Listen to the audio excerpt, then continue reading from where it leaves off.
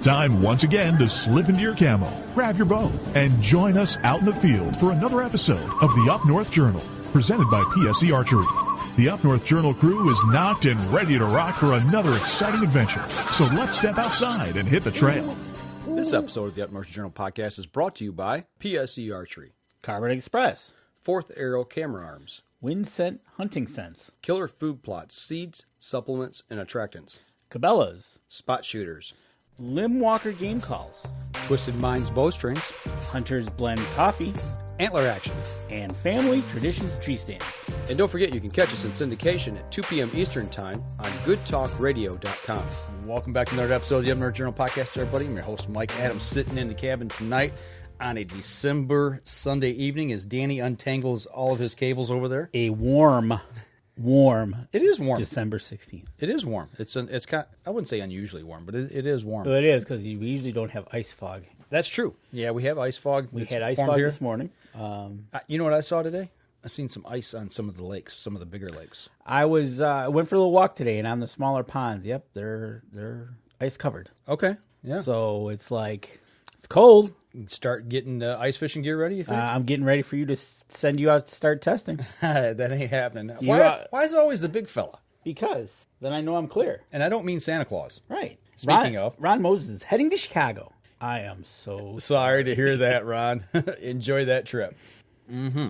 You know my thoughts about that town. You know that my thoughts about that town. Mike Morris Jr. Tuning in tonight as well. Thanks for tuning in tonight. Yeah, but you know it's warm out. It's amazing. I shot the bow today. See, it's that warm. It is. How often have we done that?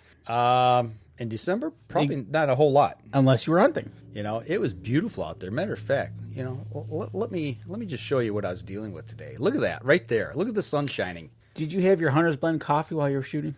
No, I saved it for tonight for the show. Oh, okay. But sun was out, you know, and actually you can see the clouds there. I mean, it was foggy, and yeah, I just decided, you know, what the heck, I need to get out and do some shooting. I wanted to do something today outside. I just needed to get out because I've been cooped up all week, and I broke the PSE Phenom out because you and I have talked quite extensively here amongst the two of us about shooting indoor leagues. Doing the indoor league thing, and yeah, it's like typically we'd be out hunting, but you know, weekend downtime with weather like this it is today. Yeah, it's just amazing that look, you can see the grass there, and yeah, I swear the grass got greener. It did. Okay, I'm not imagining that. There you go. Look at that. Even my bow got greener in the strings. See? Exactly, your bow got greener because of the sunshine. Yeah. So it's just, you know, it's amazing.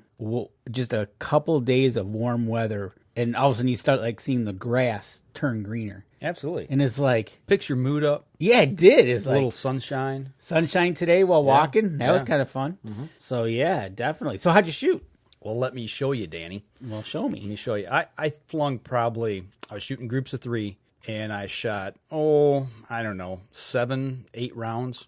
That was my third to last group right there that I shot. Nice. Not a bad grouping. I was shooting 18 meters because that's what Mr. Beasley, who has kind of talked to us about these indoor leagues down here at Oakland County Sportsman's Club, he said that you shoot 18 meters. There you go. So that's why not practice at 18 meters? Yep. So that's why I was practicing and getting my bow set up. You know, taking and moving my 20-meter pin to 18 meters. And here's my last group of the day. There you go. Look at you. So wavering a little bit. Not too shabby. You know, but what? When was the last time you shot the bow?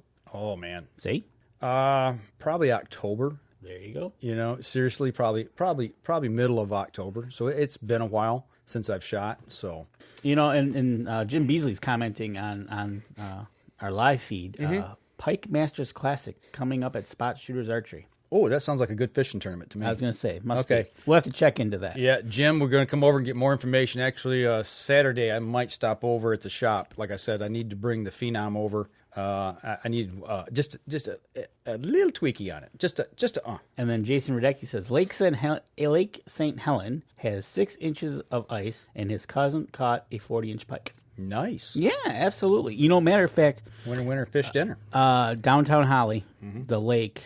I don't know the name of it right after. I know what you're talking about. As you're heading into downtown Holly on the right hand side, they were out on their ice fishing. So there's people on the ice. Yes. Okay. I don't know how thick it is. That's why I want you to go test it for me. Did you see Shanny? Yes. Okay. So A guy, there was. if he got Shanny on, I'm good. Okay, right. Denny Steiner's checking in along with Kevin Craven. Mr. Steiner, what is going on? But yeah, it's kind of weird. We got the fog. You're out shooting your bow, but we've got ice on the lakes coming. That's right. Who else did you say? Was that Chris Kreiner that's on? No. Oh, Kevin Craven. Kevin Craven. Was Okay. on. All right. Which is kind of cool because I kind of want to get out and do some hard water. We had fun last year, Well, you only went one time. but did we not have fun? We did have a good time. But That's all that matters. But I want to do some big fishing, ice fishing this year. I'm not that catching some panfish is not fun, but I would like to put something in the freezer that I can eat throughout the winter, and have and hold up. It takes both hands to hold it up. We need to make a trip up to Houghton Lake again. We can do that. We can always do that. That was fun when we did it. It was cold, but It was a little 30 inches of ice. Cold. right. But no, I got out today and did some shooting. It felt really good. Okay, let me ask you something. Go ahead. After you got warmed up shooting, has our working out been helping? That was the very first thing I actually noticed when I locked my release on, because we shoot the stands. The new style release. It's not. It's more of a spring thumb release. I wish I had it. I should have brought it in here, but anyway, when I pull back, it's just like whoop. I was like, okay, yeah, it's work. I didn't feel any stress or anything. I mean, it came right to, and sometimes first couple times you kind of get that little creep on it. Didn't get any of that. There you go. It's working. It is working because we are 2 months into going now. A little over 2 months. Yep, a little over 2 months. I think we decided about October 12th was our go date. And I went Friday afternoon and I definitely did some cardio that I was pretty proud of myself for doing. It's like, wow, I did it. It is working, and we've talked about it a little bit here on the show about getting in shape, for shooting our bows, for hunting, for, just getting in shape. Just general all-purpose in shape. I have not felt this good in years. Good. Physically, Good. I still got probably a good 30 to 40 pounds I want to take off. Like we said, we're in a marathon. We're not in a race. Right. So even though we're going to keep going 4 days a week, sometimes 5, but I think in the long run, check back in 6 months and see where we're at. Yeah, so, as we go through this process, we're going to keep, we won't pound you guys with it, but we're going to encourage you to work out with us, kind of. Maybe we'll start posting, hey, we're heading to the gym or something, and get a hunting workout group together to encourage each other. Because I tell you, honestly, when I decided to do this, there's no way I would have done this if it hadn't been for you. It helps. It helps tremendously. It does help having somebody to go with, or someone to go with, or somebody to encourage. If we can't go at the same time, it's like, hey, you going to go tonight? Well, I went this afternoon, so you better go tonight. Yeah, and stuff like that. Bevan's Lake in Holly, Jim Beasley says. Okay, gotcha. So, but yeah, it's one of those things. And my daughter's girlfriend Gabby was going Friday afternoon, and I'm like, man, okay, I'll go. Yeah, she almost killed me. I wish I'd have been there to see that. Yeah, don't worry, you're going to feel it tomorrow when we do it again. Well, he was complaining about legs. Legs is my strength. I mean, so is mine. I can cook through legs, but he's complaining about the leg workout. Well, you'll understand. My nemesis is arms, and he's about put me in the hospital a couple times. You'll especially understand. the other night when short little story here. We go over to this machine that we've used one time, and somebody was using it, so we switched over to the other one. He's like, yeah, it's the same thing. Hook up the chains, and it's basically a roll pull. Oh, the row. Yeah, and this one was a little different. It had 2 cables to it, but we've been pulling 70 pounds on it the first time we did it, so put it on 70, and I think it actually doubled it. It must have. It's the only thing I can think of. It dang near killed me, but did I do my full set? You did. I did my 15, then we went and switched to the other machine to do the rest of them. You were dying. But yeah, he tried to kill me, folks. But that's what we're doing, and, we got a trainer to help us out, give us a 4-day program, so we're adding things. It's good, and get physically fit, guys. Gals. Absolutely, because it only can help you. Yeah, exactly. Like I said, I'm 53 years old, and am I in shape? No, I'm not in shape. But I tell you what, physically, I feel better than I felt in years. That's a good thing. See, and then today you're out shooting your bow, and you're putting groups like that together. Yeah, so. I did struggle a little bit with a couple of little things, and it took me the first couple 2 or 3 rounds of the 7 that I shot weren't nowhere near that tight. But okay. I mean, they'd have been kill shots. But the point is I was dealing with a couple things, and one of them was I had a hoodie on, and I've talked about this when I put back in. You know, getting into that hoodie, so I had to let down. I had to get the hoodie off, and I had another jacket on over it, and I had to actually peel that collar back, fold it down, because when you get into here with that's got that spring release on it. If you touch that, it's going on. You know, yes, it is. So, and it was either Jason Pfister or Matt Howard gave us the tip of taking that collar and turning it in, tucking it in. Yep. So, I got that back out of the way, and then started dialing the my adjustment to get, because I was set on 20 meters. I was going to 18, and I mean that to finish the day, that right there. Yeah, I was okay with that. I just need to tweak a little more. I'm floating a little left and a little right, but that comes with practice. Yep. You know, so absolutely. You know, for not shooting for 2 months and breaking it out, and actually, I haven't shot that bow longer since we shot. In wasn't that Labor Day ish? September. When did we shot that last? Maybe it was August. I think it was August. It's been a while. Yeah, I think it might have been August. Or we were down at. Was it Mudjaw, or were we down at Adams Conservation Club in Ohio, in Toledo? So it's been a while since I've shot that bow. It felt good to get that one back in my hands and rip a few. So absolutely. And Denny Steiner wants to apologize that he's late, because he's been the last hour talking to Paul Penix. Only an hour. So that was a short conversation. Yeah, right? You know, Mr. Paul, got to give that guy a lot of... Shout out to Paul Penix. Yeah, big shout out to Paul Penix. He's the guy that gave me my start in the industry. So. And shout out to Denny Steiner for being less than an hour talking to Paul Penix. Right, yeah. You must have talked really fast, is all I can say. He didn't say a word. But, you know, it's awesome. Good to get out there and shoot the bow, obviously, and feel good. I'm glad to hear that our working out is... it's going in the right direction. It is. So I tell you what, though, we're bumping up here on our first break. You also did a little bit of outdoor stuff today that we want to talk about as well. So let's take our first break. We'll step outside. When we come back, we'll continue the conversation about a great day here in Michigan. We'll be right back after this. PSE Archery has reinvented the way you buy bows. From now on, you can make the most educated decision possible by basing your bow choice specifically on your shooting needs and goals. All you need to do is ask yourself, what kind of shooter am I? What do I want to achieve? PSE will help find the right category for you. So, what kind of shooter are you? Find out at psearchery.com.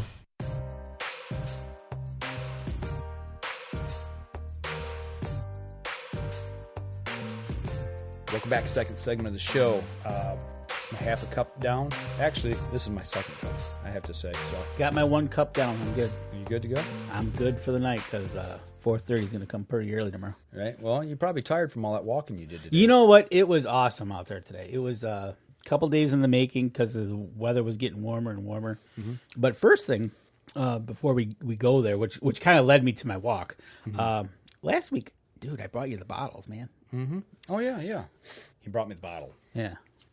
Your standard size pill bottle. And this is something we want to talk about real quickly on the show. Yeah, this is real quick because this is how I keep my cards. Mm-hmm. And I got them labeled. Turn it up to the camera so they can see it. And I keep my cards, and I got them labeled A, B, C, D, and E, and a spot for F. But then these correlate with what cameras that I carry. Okay, so you got them labeled that way. Yep. So I got camera A, B, C, D. Okay, so, I've got 1, 2, 3, I got 4 here right now, 4 SD cards, standard size SD cards. And I actually, a good friend of mine, Luke Sitton from up at Turtle Lake, showed me this trick. He was asking me how I manage my trail cams, or my cards, my SD cards.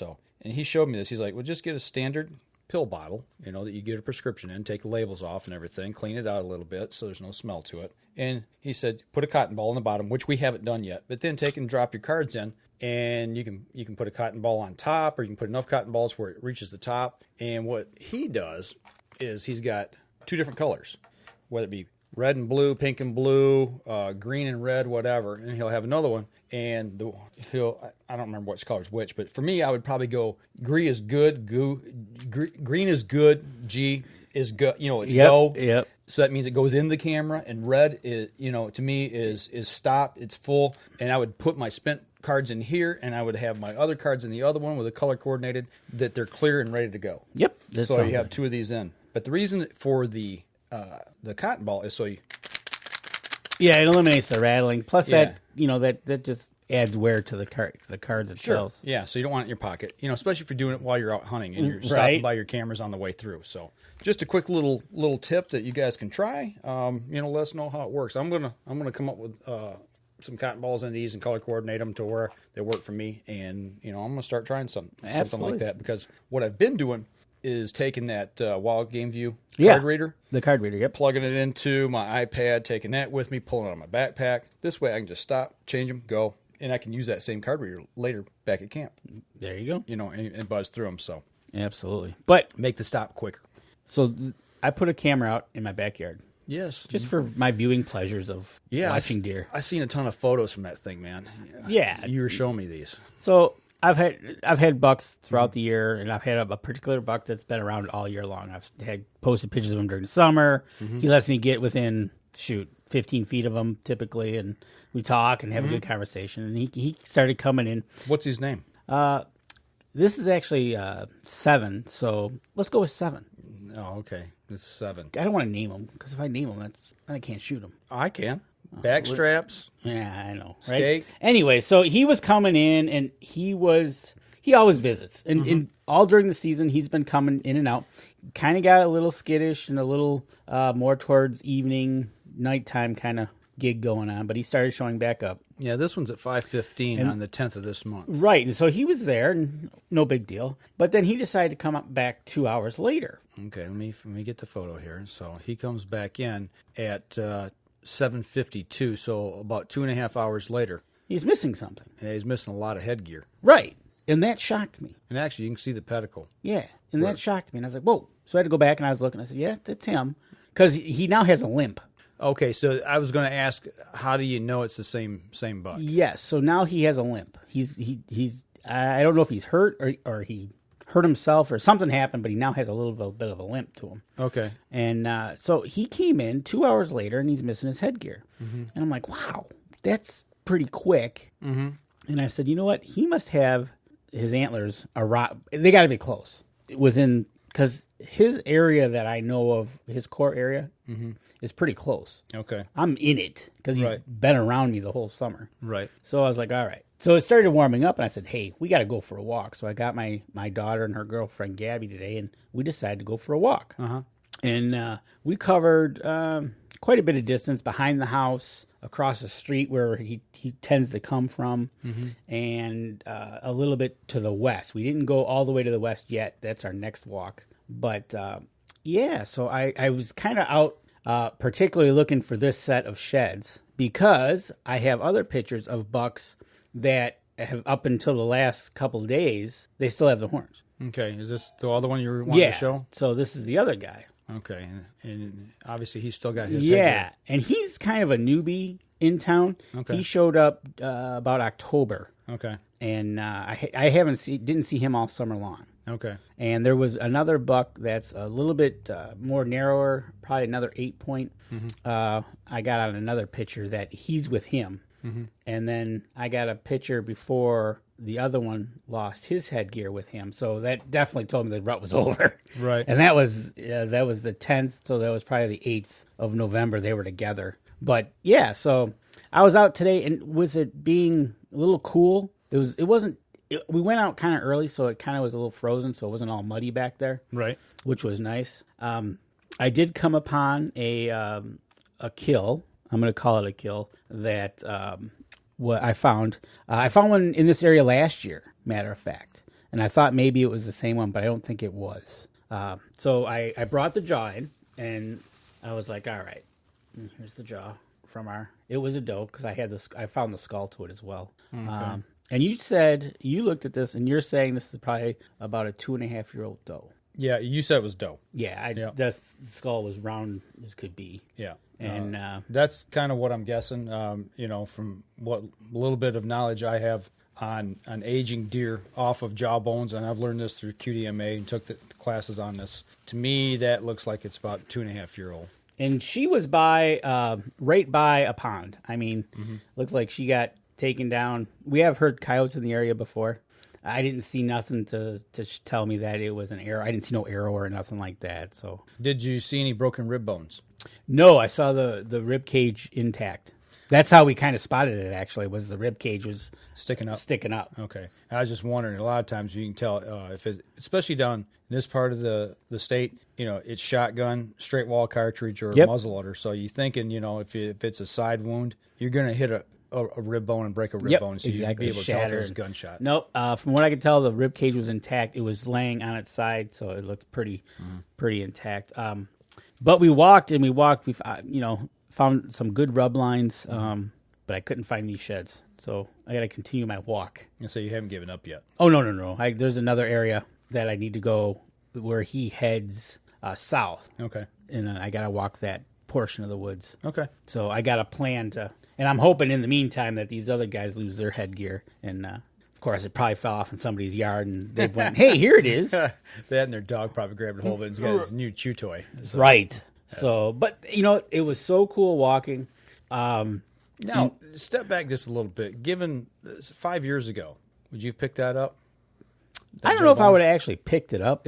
I might have. I have picked. We've picked skulls up before up at the camp. I might have. But this is, you look things a little more critically. Absolutely. Now. You look at it, and I found the skull, and I'm like, okay, find me a jaw. And Kelly found the jaw. She's like, oh, it's over here. So, all right, that's all I need. There you go. Let's find out how old this thing is and look at it. And, right. I found one almost in the exact same area that this one was found. So it kind of leads me to believe it's a really good pinch point for the animals when they get in that corner. So I don't know. I kind of have my ideas of what's going on over there, but I don't think it's hunting related. Is it something you can talk about or no? Oh, yeah. No. I don't think it's hunting related, and it better not be hunting related. Yeah. So it's just one of those things. I think that they get in there, and the coyotes will get in there. And I don't think she was hit by a car. I think where she was located, I don't think that would be a good spot. Okay. Compared to where roads are. EHD? Have you seen a lot? No, this is the only one. Okay. Only one. It was by water. That's when you said that earlier. It kind of made me, think a little bit. Maybe. It's the only one we found around the pond or around the. We didn't have a real dry season. I don't think so. This summer, did we? Here? I don't think so. Not that I remember. If we did, it might have been a light case, but we haven't heard of any big cases. Right. But no, just getting out there.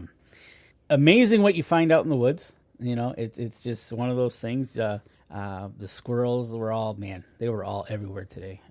Birds, but it was cool. Warm weather brings the critters out, Yeah, they were like us, They like to get out and move and stretch a little bit. They were squawking at us left and right. Mm-hmm. I was like, man, if I had a gun, right, you guys would be toast. So no, that's cool though. Yeah, it's just one of those things. You look, and I was hoping to find these sheds. I want to find these sheds, and not yet. Yep. Stay tuned. Well, just keep an eye back there. If you see more, bring them in. We'll check them out and age them. That's exactly what I'm doing. It's like, all right, I found this one. I know where that one's at. So when I sweep to the west and to the south, it's pretty thick through there. So I'm hoping that's a go-to spot. There you go. Right on. Anything else today? Do anything else outside? No, that was about it outside. Trying to fix my Christmas lights, but so the pizza man can find your house. Well, in the summer. You're right. Do you leave them up all year? Off. I've thought about it. Have you? No. Okay. The latest was, I think, May. That's pretty late. Yeah. All right. I tell you what, we're bumping up here close to our second break. Let's go ahead and take it because we come back. I have a feeling we might get into a little bit of discussion that might take a little time. So we're going to step outside. We're going to take our next break. When we come back, we're going to talk a little bit about coyotes and a little bit about CWD in any particular order that you care to. So we'll be right back after this. PSE Archery has always dominated the speed category. Now, the most revolutionary cam system ever to hit the market has perfected the shooting experience. Introducing PSE's Evolve Cam System, featuring extremely high let-off capabilities and the smoothest draw cycle in history. No other cam system has ever delivered this level of total comfort and total control. Experience PSE. Experience performance. Welcome back. Third segment of the show. All right. Where do you want to start? You tell me. Where do you want to go? Well, Let's talk about coyotes. Talk about coyotes? All right, we can talk about coyotes. Recent article, we actually published it, or not published it. It wasn't our article. We shared it today on the Up North Journal page, and it was from a friend of yours, very close friend of yours, an acquaintance of mine now, Pat Durkin from over in Wisconsin, and he had an article about coyotes. And that's interesting that he posted this article. You shared it because I just happened to be watching a show. I want to say Thursday night, maybe Friday night, and they were out on a farm. Okay, and they were out coyote hunting, and I literally they were setting 2 sets at a time and getting doubles every time. Trapping? Yes, foothold traps. Where at? Wisconsin? No, it was. I want to say it was a like a Kansas maybe. I'll have to look and see if I can find out what city it was. Okay, but it was. I mean, literally, they set the trap right at dusk, left, came back the next morning, and bang, there's 2. Right, they had that multiple times. Okay, so I was like, wow. So kind of like what I've been dealing with. They're covered up in them. Pretty much. That's how it was portrayed, that they were covered up in them and they were trapping them to help ease on the deer herd. Okay, all right. Not to change the subject real quick, but Sean Sullivan, I don't know about Jackson, but I would get on any of the archery forums here in Michigan, and I would ask about that question. And as for Ron Moses, no, I did not get a chance to see it. I know the NRC meeting took place, but I did not get a chance to watch it. But yeah, getting back to the coyotes, there was a couple things in the article that kind of struck me. I don't necessarily agree with everything that was in it, but there were some very interesting things that I picked up on out of that article. There was the talk about basically once you shoot coyotes and you're hammering them, it opens the habitat to receive more coyotes to come in to fill those voids. And I've heard that, and I understand that dynamic, but the way it kind of weaved its way was that no matter how hard we try, we can never really make a huge impact in the coyote population enough to sustain growth in our deer herd. And I don't know if I necessarily agree with that statement. Well, and I'm not sure that's exactly the way he was portraying it, but that's what I got out of it. Well, it also I don't want to misquote him. It also gave the Ontario study that was done on they were watching several packs, and if the pack didn't move for 2 to 3 hours, they'd go into that area and look for them because they found out that meant they were on a kill. Right, and we're talking about coyotes, not wolves. Yep, and they were GPSed. They were GPS, and to make sure that wolves were not used as an alibi. Right. There's no wolves in the area. Right. So throw that out of the equation. So they would go in, they'd look. There was 3 moose kills, a calf, a 6-year-old, and a 20-year-old. Mm-hmm. So they had 3 instances, and there was a couple others that they really couldn't nail down specifically. They give 100% credit to the coyotes, but they were very suspectful. Right, exactly. And what taken away from the article that I read just before we went on air was the fact of they learned of what they needed to do to take down a moose. Yeah, we're talking coyotes. Yeah, they figured it out, and they learned, okay, how do we take down a moose? Well, we're not going to go into an open field. We're not going to go in the water after them. But if we run them up a hill, up a steep incline in thick cover.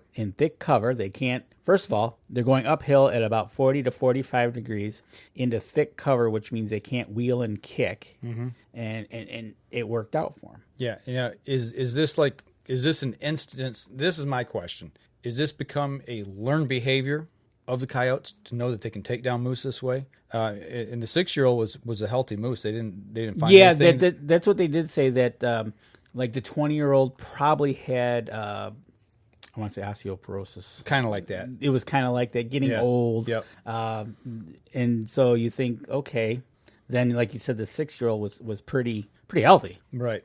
So is this a learned behavior? Have they learned to do this and adapt? I think the coyotes have learned to adapt to what I would call semi-urban areas and even urban areas. I want to say even urban areas because we've been hearing them in Detroit. Yeah. Matter of fact, downriver they've had them, and in the Grosse Points they've had them, and it's so it has to be a learned behavior. They're adapting to their environment, into their surroundings and their habitat. But to me, to be able to take down a moose, I mean that's one reason that what I told you about that happened to me back in in the first week of November when I was up bow hunting. And it had 4 different distinct packs within probably a quarter mile of me. Exactly. And I was like right in the center. And it's you were din. I was like, yeah, it's time, And I was ready to get down out of the tree anyway. But the point is like, yeah, it makes you stop and think for just a minute. It's like, okay, what if? Well, if they're taking down moose. You're not big as a moose, tell you that right now. Buddy. Right. Firearm, I got a firearm. It's a little different story. You hear the boom. How many bullets you got? Yeah. Well, the thing is, when you fire a gun, they're all privy to that. They've been educated, so they're going to take off and run. Right, so. and like Jason Radecki says on the live feed, you can shoot 70% of coyotes every year for 50 years and still not dent the coyote herd. And you actually alluded to that fact that you had something very interesting. You made a comment, and I'm like, yeah, you know what? You're right. And that was? Yeah, that was, okay then. So then predator hunting and coyote hunting is good for forever because we can keep on hunting them. The resource is renewing itself at a great pace. That's right. So why not? Why not? Get out there, do some predator hunting because we're not hurting them. And that was another thing they were talking about in the article or that Pat had mentioned was the fact that the coyote is, the persecuted predator, in America. Right off, if you come right off the top, yes. But having read some of the studies and learning some of the things, it's actually the black bear is a big one. Is a big one, yes. Then you got coyotes, then you got wolves, then you got bobcats. But the deer hunter... But the deer hunter will typically see, because it's November, will typically see a coyote more than they will see a bear. Absolutely. Now, we have seen instances of guys shooting a deer and a bear's come and try to drag the deer away. Right. Which it happens. Mm-hmm. But yeah, so they're definitely on the other end of the Acme anvil falling on their head. It's just, they're the bad guy. So the question is, and to the listeners out there, generally speaking, the whitetail hunter wants to eradicate them. We understand that. And I'm of the mindset I think they need to be thinned out, especially up at our place. But shooting them, does it make a difference? If you're actively putting the hammer down on your local population, whether it be hunting, aka trapping as well, both of those instances, and you're really trying to make a concerted effort to slam them, are you going to be able to make a difference? I think to a point, yes. I think the article is right in a way by saying that we can never get rid of them. But I think you can dent them and sway them to say don't be here anymore because of the fact that they kind of figured out that every time they come X something happens and one gets one less. Right. So what about time of year? This is a big debate that we've had with a guy I've had at our camp that we've talked about this many, many times. Do you drop the hammer on them more so in the winter season, or do you wait until right before fawning season and drop the hammer on them? The dynamic we work with at our camp, and this was with the Indiana guys that just came up, and we were talking about it, and I'm like, well, yeah, they really can put a herd on the deer herd in the winter, and they're like, well, why? That's because they run on top of the snow when it crusts. They're light-footed, right? They can run on top of the snow where deer dives right into the snow. You get a snowpack, they can cruise on it where a deer is a lot slower in that. What was the consensus? I think between him and I having this debate, we've talked about it many times. I honestly don't know. He's of the opinion that we need to put the herd on him, April-ish. Okay. Right before the fawn drop into May, and if you're trying to manage your property and you're making a concerted effort and you're on that property on a repeated basis, dropping the hammer on them, they get the message that we need to move out of this area. And then you once you get past that 6 weeks of fawn drop, do you back off a little bit? I don't know. Then you start talking about trickle rut, the second and third fawn drop. So, then it's spread out. How much time can you really actively pursue and put the hammer on them? It's funny you say that because... And you can't trap at that time of year. Nope. And the way I see it is like at our property. Mm-hmm. For as many times as we're up there and out a field of hunting, I think anytime you get the opportunity would be a good opportunity. Mm-hmm. Now, if I was there on a weekly basis... And you can only do this on private land. Right.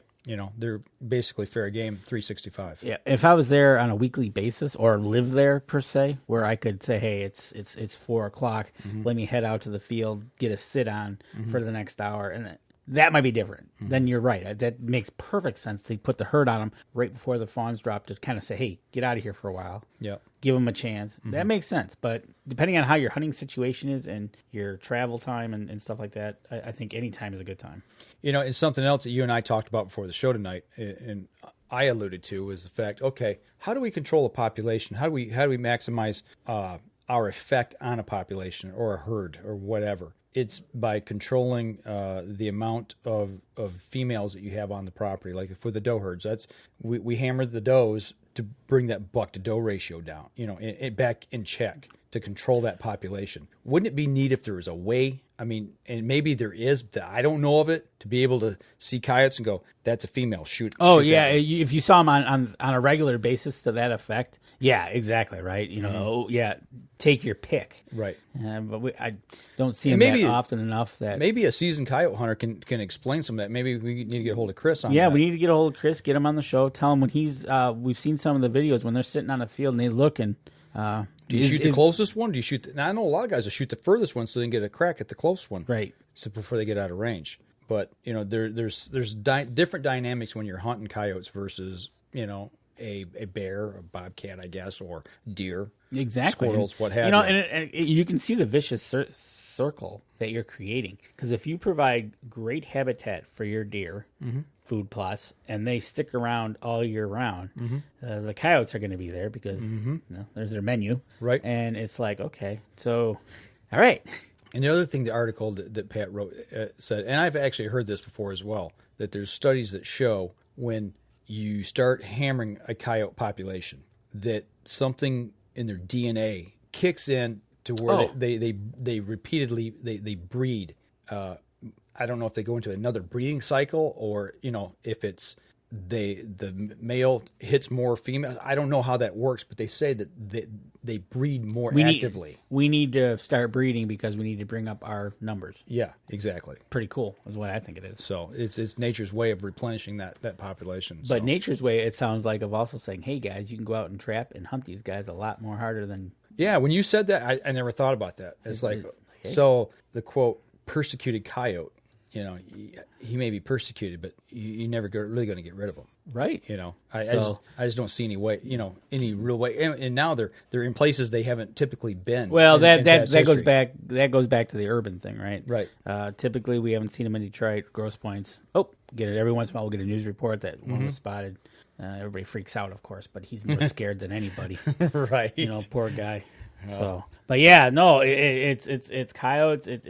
It's a vicious circle that it just gives us one more a hunt on or a trap. Get out there, do some trapping. And that's another cool thing. I was watching this and they were using the foothold traps, I think, and they were. It was kind of cool. It was you definitely can get up and close and personal. Boy, does he get cheesed off when you get close to him? Yes, they do. Yeah, wow, that's pretty wild. So, but yeah. Good article. So Pat's a good writer. Just some, food for thought. And actually, he wrote that article for the Meat Eaters blog. He writes for them, I believe, once a week or once every other week. He said. So it's pretty cool. Yeah. So get over and check Patrick Durkin out. He's on Facebook as well. You can follow him. Yep. Patrick Durkin Outdoors, I think is what it is. Well, we've had him on the show. Yes. You go back and search our list of shows. I think we've had him on twice now. Yeah. So. And. Good guy to talk to. Absolutely. And he's one guy. He's a marathon runner, so we got the ways to go in our cardio to catch up to him. Yeah, I don't think we're going to catch up to him. So. Right. I'll tell you what, we're going to step outside, take our last break, and we'll be right back after this quick message.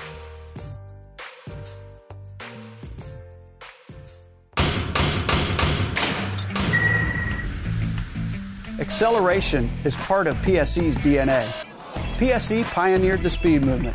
Now they've developed the vapor category to help you find the most powerful bows on the market to fit you.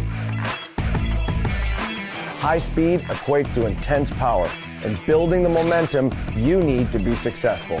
Are you a vapor shooter? Find out at PSEarchery.com.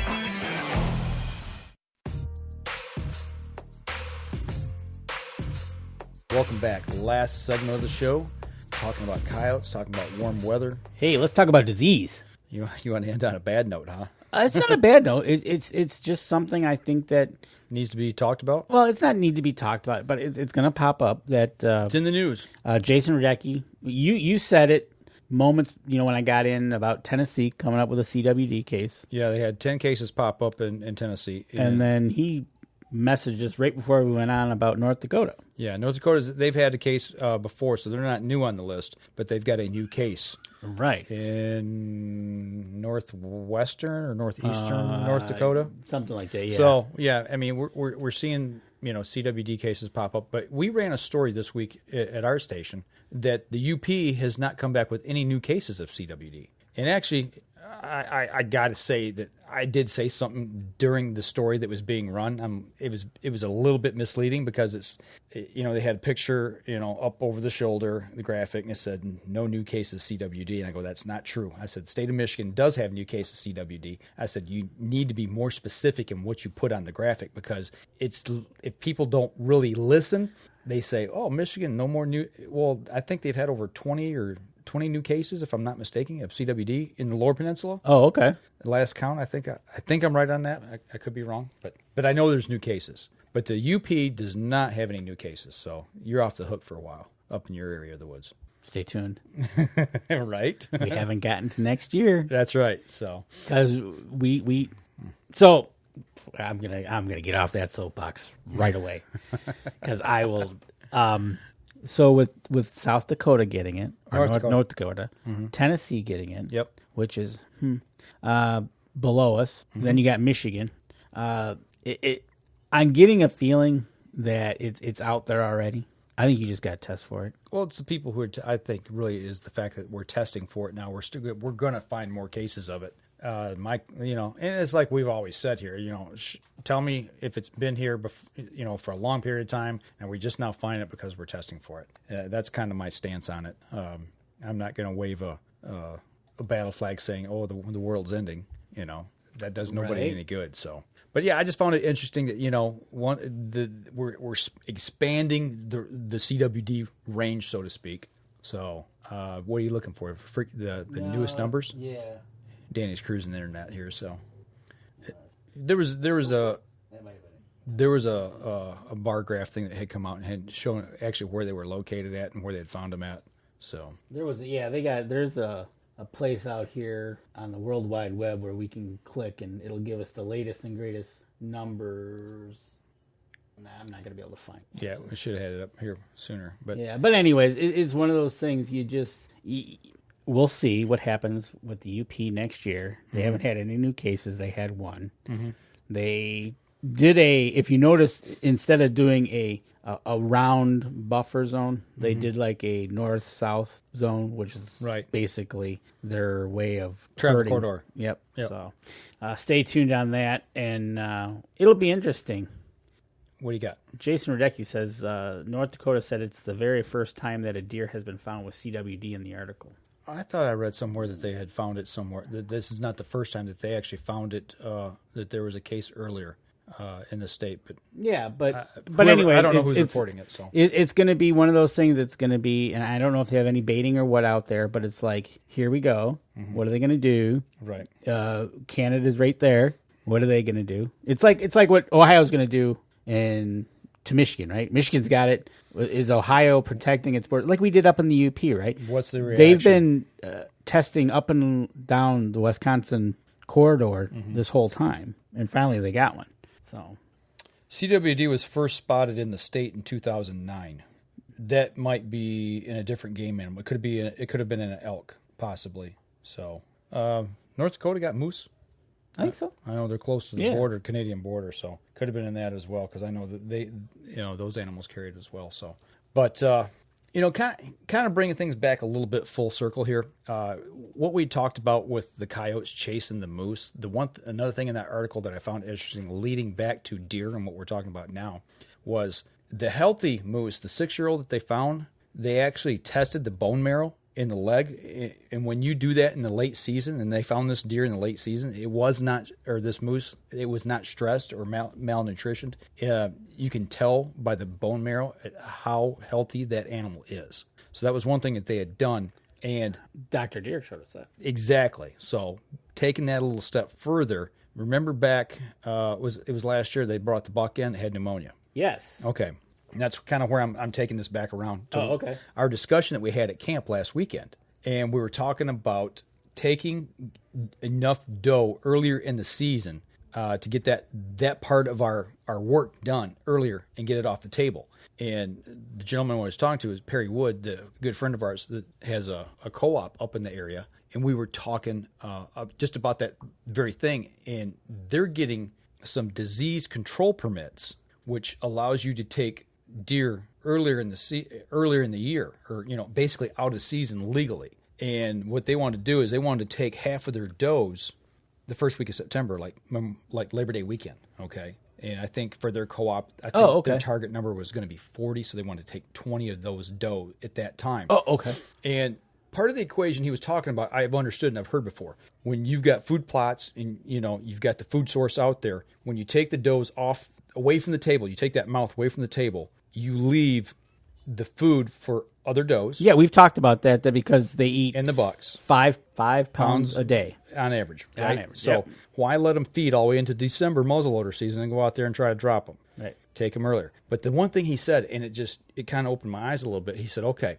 so if we take them here in September early, or if we don't take them, those does, and we take them later in December, what's the one thing that's already been done to those does?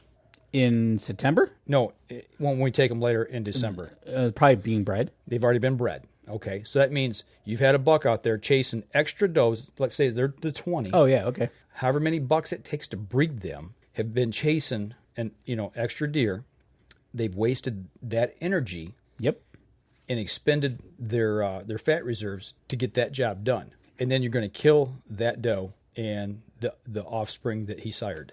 It's you understand? If we do it before the breeding season, he's got that energy to breed other doe. So if you let's take that number you used of 20, and you're taking the pressure off the breeding season. You're taking the 20 less off his back to worry about. Right. Well, or their backs. Right. However many bucks it's going to take. There's multiple bucks in the area, right? Right. But now they have to worry about 20 less. Right. Makes perfect sense, actually. Right. It does. It takes stress off that herd. And we talked about that. It's shooting them in October. Yeah. When you can get at them because of the bow season and shoot a doe. And it gives you about 3 to 5 weeks before the breeding season. Right. You can nail them, get one, and be done with it. But exactly. No, that makes sense. And I think that it all plays into that equation. Okay, now that's a good equation. We talked about the 5 pounds of food per day. He's talking about the breeding cycle, not putting the wear and tear on the buck. Right.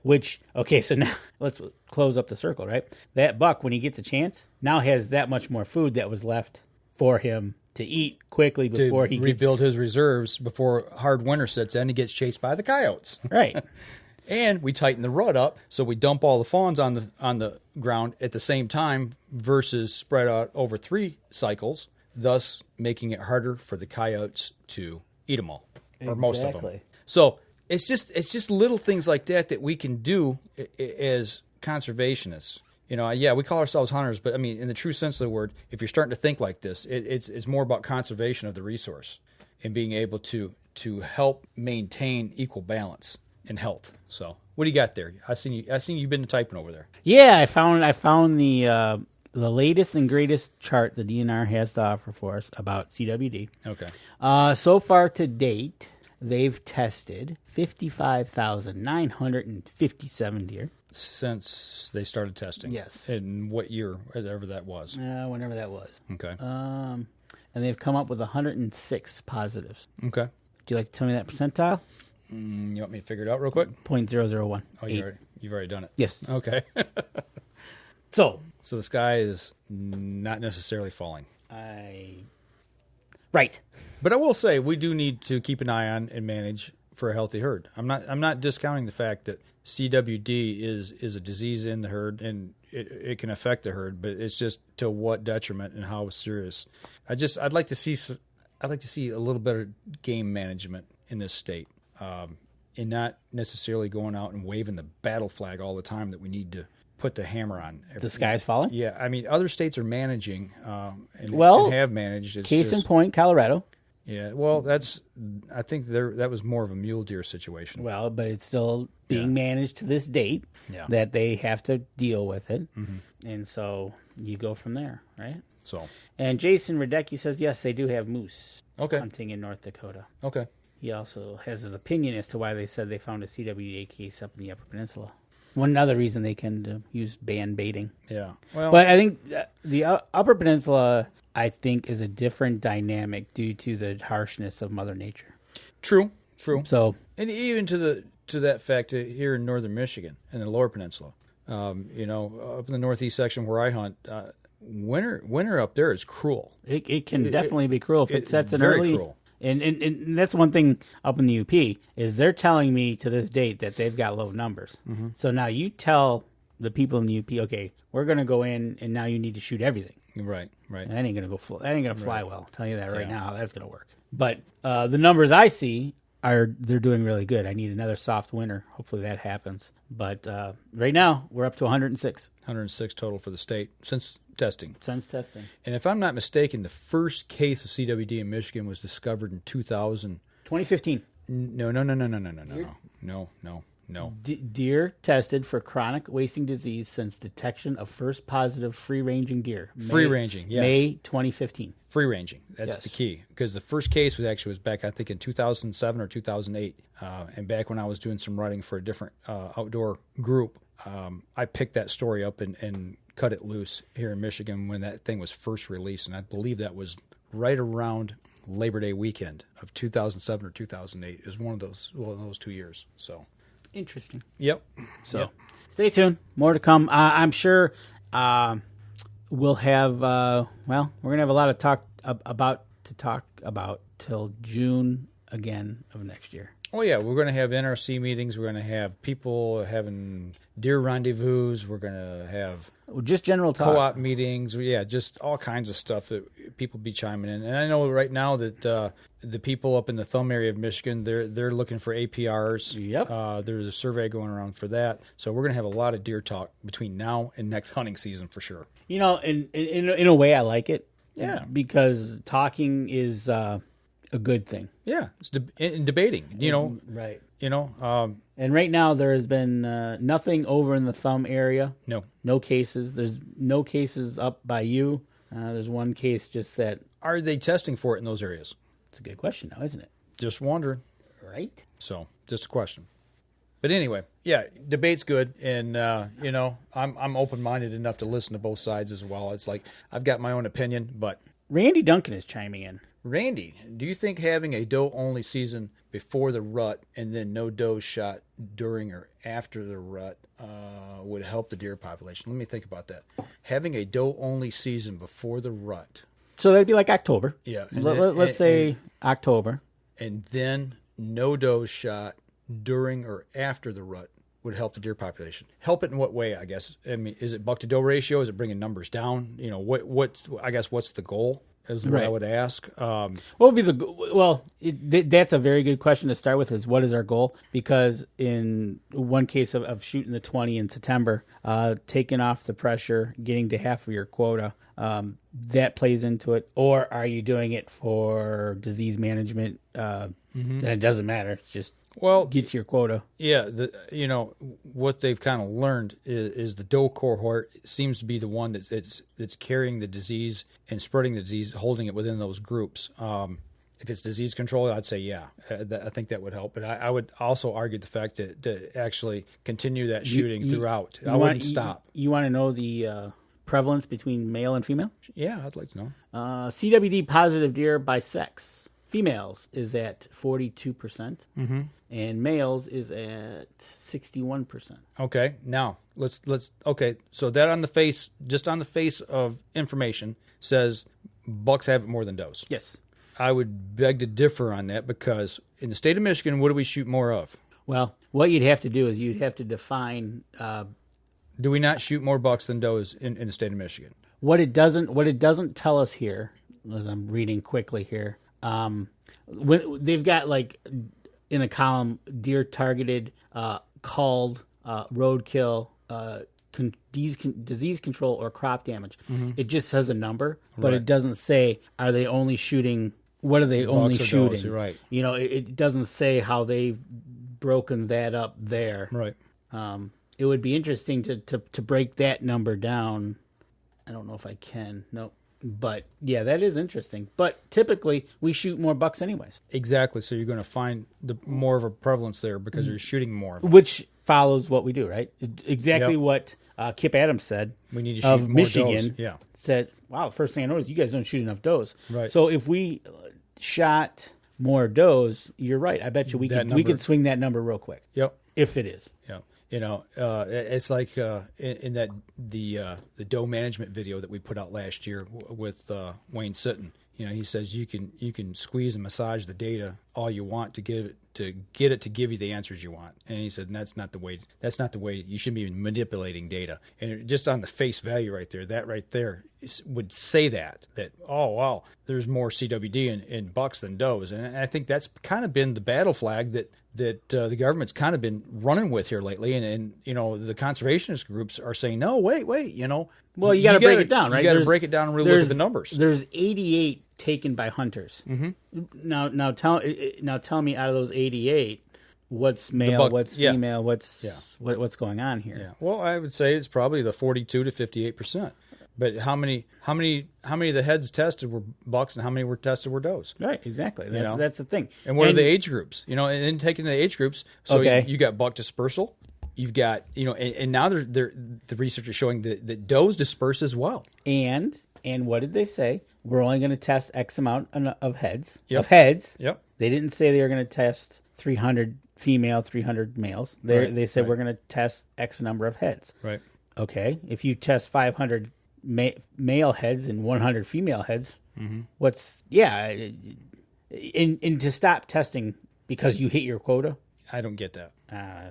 I know it's costly to test. It is costly, but it is what it is, and we'll deal with it. And I'm sure we'll be talking plenty more about it. Absolutely. So, speaking of talking, I think we've talked long enough here on the podcast portion. You know what? Let's let everybody go. Have a good Sunday evening, because next week will be our last show before Christmas. Yeah. So the big fella's coming. Yeah, he is. All right. You got your list ready? Absolutely. You getting coal this year? Probably not.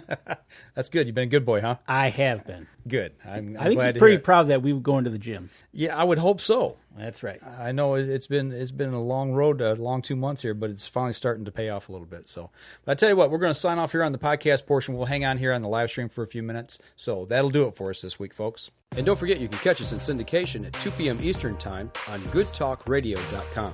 This episode was brought to you by PSE Archery, Carbon Express, Fourth Arrow Camera Arms, Winsent Hunting Sense, Killer Food Plots, Seeds, Supplements, and Attractants, Cabela's, Spot Shooters, Limb Walker Game Calls, Twisted Minds Bowstrings, Hunter's Blend Coffee, Antler Action, and Family Traditions Tree Stands. Thanks for listening, and join us again here next week. Until then, remember, as we always like to say, if you're out on the water or in the woods, shoot straight and be safe. Until next week on the Up North Journal.